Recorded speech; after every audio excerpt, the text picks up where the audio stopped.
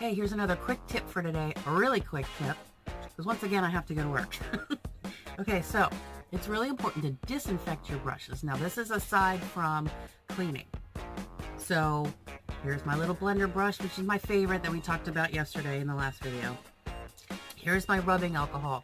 You want 70% rubbing alcohol, not 50, not 90. To kill the bacteria, you want 70% rubbing alcohol.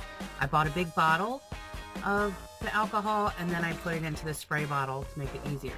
You don't want to soak your brushes, just mist it. And if you're done with your makeup, just set it aside. Or if you're a makeup artist and you're moving from one client to the next, just wipe it on a tissue, wipe the excess, and then you're able to move on safely and you're not going to give anybody any conjunctivitis or anything like that.